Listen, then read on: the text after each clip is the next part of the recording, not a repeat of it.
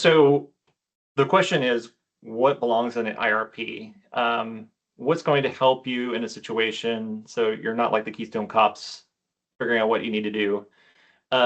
Let's start with the purpose and scope.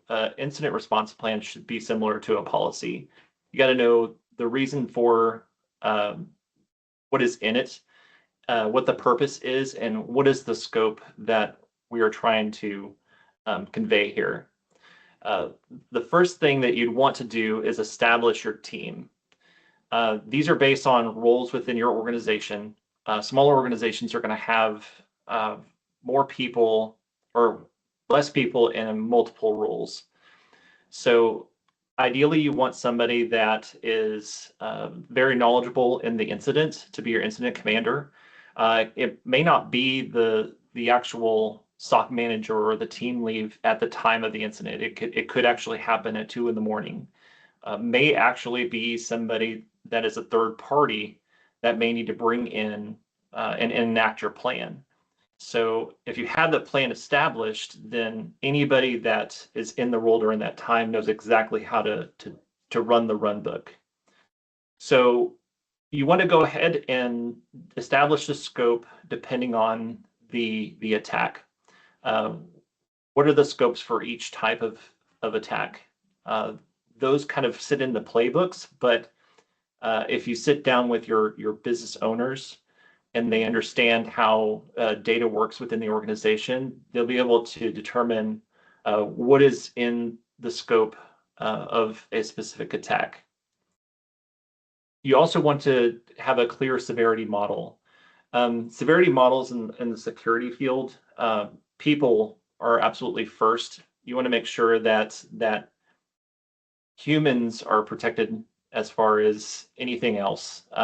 They come first. So if there is a critical system that is lost to an attack or negligence, we want to make sure that we're protecting the people. Then you want to go ahead and establish a communication plan. So you want to make sure that all communication paths are documented, because if an attack occurs, your teams may not work, your email might not work, your phone system may be down. So ideally, you want to go ahead and establish the roles and put in the personal cell phone number, the personal email as part of their contacts and over their work email, because those may not be available. During when you enact the plan, you also want to make sure that you're logging everything you do during that incident. It helps forensic teams to go through and establish a timeline of when things occurred. The incident may not occur right away whenever an attack happens. An attacker may have established persistence months before this has happened. So it's good to keep good logs, including time and date, and establish a specific time zone across the board so everything lines up and we can accurately perform a forensic investigation afterward. Playbooks, I talked to you about that a little bit before.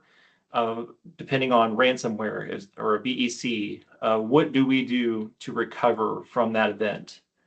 And you always want to learn your lesson from any sort of incident. Why did this occur? We're always learning. It's good to document and remediate the situation after the event so it doesn't happen again. Matt Lee and Robert Chaffee were part of the Kaseya incident where their MSPs were completely encrypted. They make a good living discussing that with other organizations like us to help us learn from not really their mistakes, but things that may have occurred that could have prevented the incident. And you can learn a lot from people that have had these events happen before. I'd say, an incident response plan is also kind of lies in the same with the business continuity plan. I mean, you kind of have different aspects of where your communication plans, things like that kind of coincide or work together. So in a business continuity plan, if systems communications are down, where's your meetup point? I mean, if your building's not there, you should have like a meetup point of where you're trying to address, discuss, or pull what your plan is to take it into effect. Same thing from an incident standpoint. We look at incidents as the potential of taking your whole communication path down, all your electronic systems, messaging. So if you don't have from a digital world, if you don't have access to those, how do you operate? What's the plan? Where do you need to go from here? And do people know what their roles are? That's the biggest thing about it is communication, role understanding. Uh, Doing a lot of that will help. And same with your business continuity plans as well. And you make a good point there too. It's always good to have the plan in an offline copy, possibly in your break glass information.